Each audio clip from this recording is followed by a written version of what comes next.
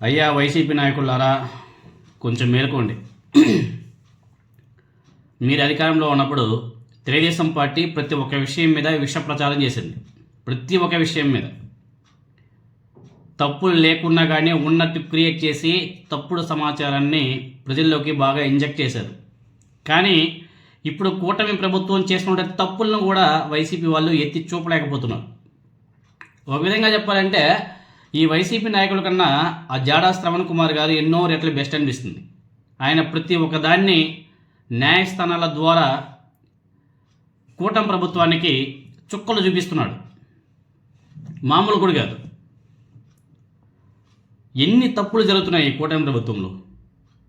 చాలా తక్కువ మంది వైసీపీ నాయకులు స్పందిస్తున్నారు. ఇంకా యాక్టివ్ అవ్వాలి. ఇంకా చాలా చాలా చాలా చేయాల్సింది ఉంది. ఇంకా యాక్టివ్ కావాల్సిన అవసరం కూడా ఉంది. అసలు ఈ సమయానికి ప్రజల్లోకి బాగా అసలు తీసుకెళ్ళిపోయినల్లా ఈ కూటమి ప్రభుత్వం చేసే అన్యాయాలని, అక్రమాలని, చేసిన అప్పుల్ని. ఎందుకంటే 18 నెలల కాలంలోనే అప్రాక్సిమేట్లీగా 3 లక్షల కోట్లు అప్పు చేశారు. 3 లక్షల కోట్లు అప్పు చేసి ఆ డబ్బుల్ని ఎక్కడ ఇన్వెస్ట్మెంట్ చేశారు, ఏం డెవలప్మెంట్ కోసం యూజ్ చేశారు అన్నది మాత్రం లెక్కలు లేదు, పక్కాలే, ఏం లేవు. ఇటువంటి వాటిని ప్రజల్లోకి తీసుకెళ్ళాలి. ఆనాడు జగన్మోహన్ రెడ్డి గారు 14 లక్షల కోట్లు అప్పు చేశాడు, 11 లక్షల కోట్లు అప్పు చేశారని చెప్పేసి విష ప్రచారం చేశారు. కానీ తీరా జగన్మోహన్ రెడ్డి గారు చేసింది అప్రాక్సిమేట్గా 2.5 నుంచి 3 లక్షల కోట్లే.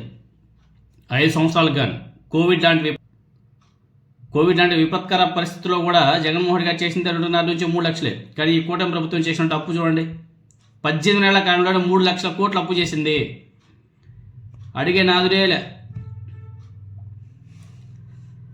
అదేవిధంగా మన రఘురామకృష్ణంరాజు గారి గురించి కూడా చెప్పుకోవాలా. రఘురామకృష్ణంరాజు గారికి రాష్ట్రపతి కార్యాలయం బిగ్ షాక్ ఇచ్చింది. రాజ్యాంగ పదవిలో ఉండే ఆయన పొలిటికల్ డిబేట్లో పాల్గొంటున్నాడు, అతని మీద కఠిన చర్యలు తీసుకోండి అని చెప్పేసి జేబీపీ పార్టీ నాయకులు రాష్ట్రపతి కార్యాలయానికి ఫిర్యాదు చేశారు.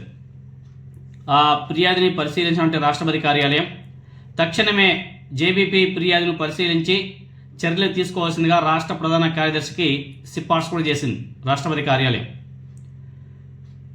డిప్యూటీ స్పీకర్ మీద చర్యలకు న్యాయస్థానాలను ఆశ్రయిస్తున్నట్టు తెలిపినటువంటి జేబీబీ పార్టీ అధినేత జాడా శ్రవణ్ కుమార్ గారు పిటిషనర్ ఇచ్చినటువంటి రిపోర్ట్ మీద తక్షణమే చర్యలు తీసుకోవాలని చెప్పేసి రాష్ట్రపతి కార్యాలయం స్పష్టమైన ఆదేశాలు కూడా జారీ చేసింది. అలా ఉంటుంది.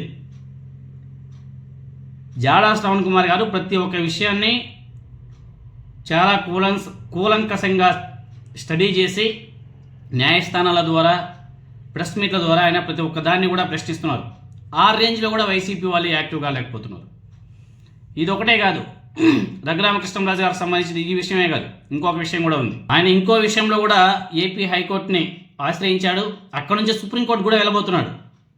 సుప్రీంకోర్టు తీర్పుకి వ్యతిరేకంగా ప్రభుత్వ ధనంతో ఇచ్చే అడ్వర్టైజ్మెంట్స్లో మంత్రులు పవన్ కళ్యాణ్, అదేవిధంగా లోకేష్ల ఫొటోస్ వేయడం మీద కంటెంట్ ఆఫ్ ది కోర్ట్ అనేసి ఒక మాజీ రైల్వే ఉద్యోగి వేసినటువంటి పిల్ మీద జాడా శ్రవణ్ కుమార్ గారు నిన్న ఏపీ హైకోర్టులో వాదన కూడా వినిపించారు. సుప్రీంకోర్టు తీర్పు మీద కంటెంట్ ఆఫ్ కోర్ట్ కేసు మీరు సుప్రీంకోర్టులో వేయండి అని చెప్పేసి AP high court CJ Dhiraj Singh Thakur గారు సూచిస్తే సుప్రీంకోర్టుకి నేరుగా వెళ్ళడానికి వీలు లేదు, దానికి ఏపీ హైకోర్టు పర్మిషన్ ఉండాలి కదా అని చెప్పేసి అడిగితే ఏపీ హైకోర్టు దానికి సుప్రీంకోర్టుకి వెళ్ళమని చెప్పేసి వెళ్ళడానికి పర్మిషన్ కూడా ఇచ్చేసింది. వెళ్ళండి, నో ప్రాబ్లం అని చెప్పేసి జాడా శ్రవణ్ కుమార్ గారికి చెప్పడం కూడా జరిగింది. జాడా శ్రవణ్ కుమార్ గారు సుప్రీంకోర్టులో పిల్లి వేయడానికి కూడా రెడీ అయిపోయాడు. ఎందుకంటే ప్రజాధనంతో మంత్రుల ఫోటోలు ఎక్కడ కానీ యూజ్ చేయకూడదు ఎక్సెప్ట్ ముఖ్యమంత్రి ఫోటో. కానీ ఈ కూటమి ప్రభుత్వంలో పవన్ కళ్యాణ్ గారి ఫోటో, నారా లోకేష్ గారి ఫోటో, ఇంకెవరెవరి ఫోటోలు అంతా కూడా వాడేస్తున్నారు. ఎందుకంటే పబ్లిసిటీ ఇప్పించి, మనకు తెలిసిందే కదా, ప్రజాధనంతో, వాళ్ళ సొంత డబ్బులతో కాదు, ప్రతి ఒక్క దానికి ప్రజాధనాన్ని వాడుతున్నారు. ఇది చాలా ఇంపార్టెంట్. అందుకని చెప్పేసి ఆయన సుప్రీంకోర్టులో పిల్లి కూడా వేయబోతున్నాడు. జాడా శ్రవణ్ కుమార్ గారు అన్ని వేళ ఎక్కడైతే తప్పులు జరుగుతున్నాయో వాటినన్నిటిని కూడా ఎదుర్కొంటున్నాడు ఆయన.